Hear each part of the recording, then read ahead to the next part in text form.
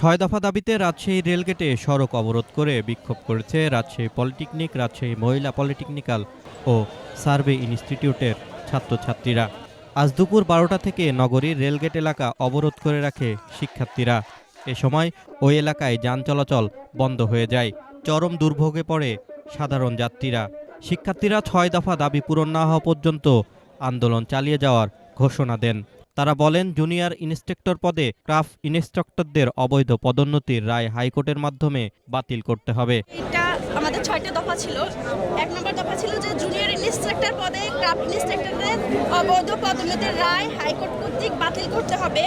পাশাপাশি craft instructor পদবি পরিবর্তন ও মামলার সাথে সংশ্লিষ্ট স্থায়ীভাবে চাকরিচ্যুত করতে হবে এবং ২০২১ সালের রাতের আধারে নিয়োগপ্রাপ্ত ক্রাফট ইন্সট্রাক্টরদের নিয়োগ সম্পূর্ণভাবে বাতিল এবং সেই বিতর্কিত নিয়োগ বিধি অবিলম্বে সংশোধন করতে হবে।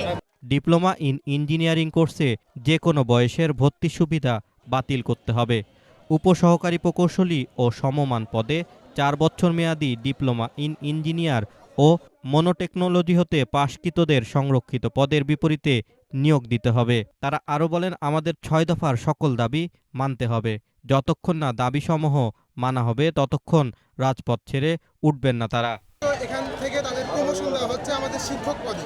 তো শিক্ষক পদে তাদের 33% হচ্ছে পদোন্নতি দেওয়া হচ্ছে। এখানে যদি তারা মূলত এসএসসি বা এইচএসসি পাস, এক্ষেত্রে তারা যদি আমাদের শিক্ষক হয়, আমাদের শিক্ষার মানের যে একটা তারতম্য তৈরি হবে। এখানে আমরা আগের মতো শিক্ষাটা পাবো না। এরপরেও আমাদের আরেকটা বিষয় হচ্ছে যে আমরা ডিপ্লোমা প্রকৌশলীরা ডিপ্লোমা কমপ্লিট করার পরে যে পদে ১০ম গ্রেডের পদে হচ্ছে চাকরি করি বা চাকরির আবেদন করতে পারি সহকারী প্রকৌশলী হিসাবে। তো এখানে যদি তাদের 33% প্রমোশন দেয়, আমাদের এই 33% পদগুলো আমরা হারাবো। এই কারণে আমাদের এই আন্দোলন। পরে ঘটনাস্থলে উপস্থিত হয়ে সেনাবাহিনী যান চলাচল স্বাভাবিক করে। আশিকুর রহমান, প্রিয়জন টিভি, রাজশাহী।